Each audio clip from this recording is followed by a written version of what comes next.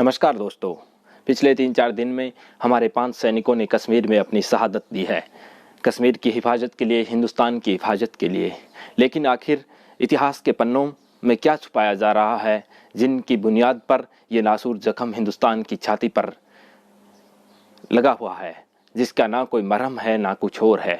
आखिर कश्मीर की ऐसी क्या उस वक्त की परिस्थितियाँ रही थी कि कश्मीर हमारे देश के लिए एक जख्म की तरह हमारे देश की छाती पर, माँ भारती की छाती पर नासूर बना हुआ है। आखिर कौन लोग थे जिसने इस समस्या को सुलझाने की बजाय और बढ़ाया? आखिर शेख अब्दुल्ला को किसने वहां पर स्थापित किया? राजा हरी सिंह को किसने साइडलाइन किया? क्या उस वक्त वहां पर जनमत संग्रह की कोई मांग की गई थी? हम उन तमाम मुद्दों पर आज खुलकर चर्चा करेंगे। उन इतिहास को, पन्नों को खंगालने की कोशिश करेंगे। उन पन्नों पर जमी हुई उस धूल को हटाने की कोशिश करेंगे, जिस धूल के बीच नीचे ना जाने इस देश की कितनी ही माओं के, लाडलों के खून और उनकी लाशें दबी हुई है। वही कश्मीर जिसने ना जाने हिंदुस्तान की कितनी माओं के लाडलों को निगल लिया है। बात उस वक्त की है जब भारत और पाकिस्तान अलग दो राष्ट्र बन गए थे 1947 में। तो कश्मीर एक रियासत थी जिसने तटस्थ रहना स्वीकार किया था, ऐसा इतिहास में हमें बताया जाता है।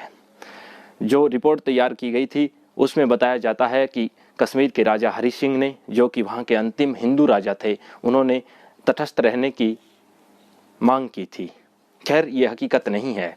जब नेहरू जम्मू कश्मीर में पहुंचे, वहां पर गए, तो वहां के तत्कालीन राजा हरी सिंह ने जवाहरलाल नेहरू से मुलाकात करके हिंदुस्तान में मिलने की इच्छा जाहिर की थी।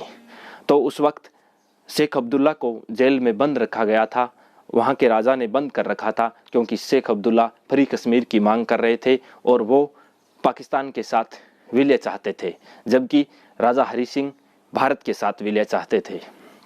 शेख अब्दुल्ला को वहां जेल में रखा गया था। जवाहरलाल नेहरू वहां पहुंचे तो राजा हरी सिंह के बगैर वहां पर शेख अब्दुल्ला के आदमियों ने जवाहरलाल नेहरू का पारंपरिक तौर तरीकों से उनका वहां पर स्वागत किया।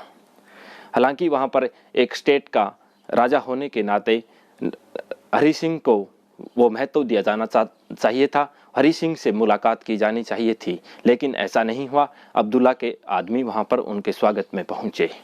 वहां के लोग इस बात बारे में जश्न मना रहे थे कि अब यहाँ के राजा की शक्ति को कम कर दिया जाएगा और हमें आज़ादी मिल जाएगी, क्योंकि शेख अब्दुल्ला वहां पर इतना प्रभावशाली हो चुका था जवाहरलाल नेहरू के साथ मित्रता के कारण कि उसकी अनुमति के बिना अब वहां पर पत्ता भी हिलना मुमकिन नहीं था।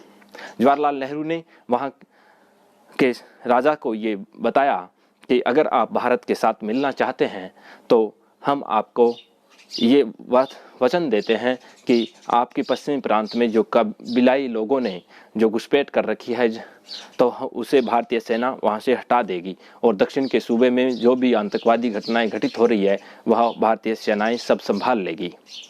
तो हरी सिंह ने कहा, हम अपनी मर्जी से ही आपके साथ मिलना चाहते थे और आपका प्रस्ताव भी अति सराहनीय है, हम इस प्रपोजल को स्वीकार करते हैं। लेकिन इतनी घटना घट जाने के बाद जवाहरलाल नेहरू ने राजा हरी सिंह को इग्नोर करते हुए राजा हरी सिंह के साथ बात को आगे बढ़ाने की बजाय शेख अब्दुल्ला को जेल से रिहा करवाया जाता है और शेख अब्दुल्ला को वहाँ का प्रशासक नियुक्त कर दिया जाता है हिंदुस्तान की सरकार की तरफ से। समझ नहीं आया, जहाँ की रियासतों का भी विलय हुआ वहाँ के राजाओं को मान सम्मान दिया गया था और उन्हें नियुक्त किया गया अगर कोई वहाँ पर पोस्ट प्रदान की गई थी।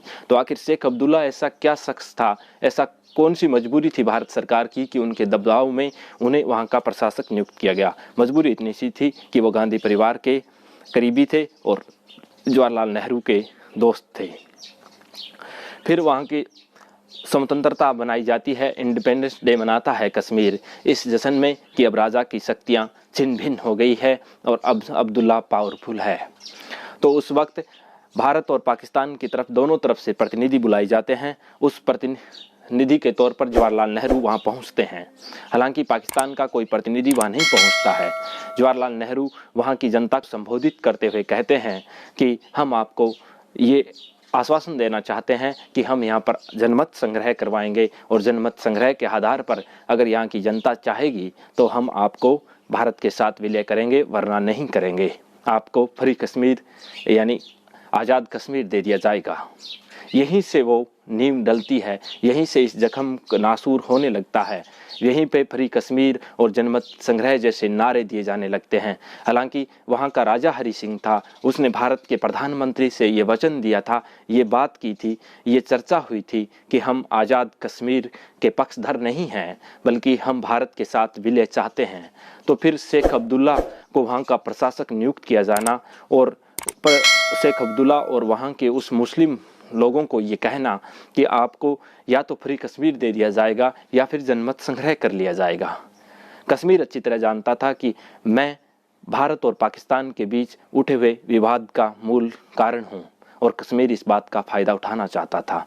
कश्मीर की आवाम नहीं, कश्मीर के वो चंद मुस्लिम राजनेता जो अपनी रोटियां सेकना चाहते थे, जो वहाँ पर अपनी सत्ता स्थापित करना चाहते थे, और जवाहरलाल नेहरू का उनके सर पर हाथ था।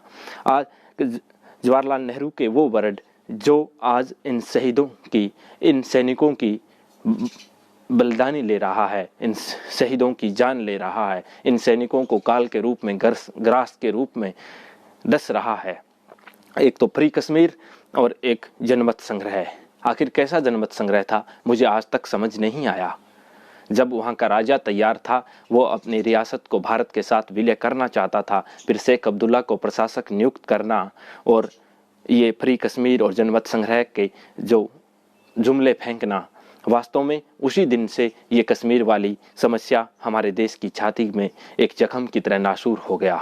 जब से लेकर आज तक ना जाने लाखों सैनिकों ने अपनी शहादत दी है, लेकिन ये तथाकथित सेकुलरिज्म और ये धर्मनिरपेक्षता जो कि नेहरू की गोटियां फिट करने में कारगर था, उस नेहरू ने हिंदुस्तान के साथ इतना बड़ा छल किया था। मिलते हैं अगले एपिसोड में किसी नए विषय के साथ। तब तक के लिए नमस्कार। अगर आप मेरे चैनल पर नए हैं तो सब्सक्राइब कर दीजिए और बेल आइकन वाला बटन भी प्रेस कर दीजिए। भारत माता की जय। वंदे मातरम।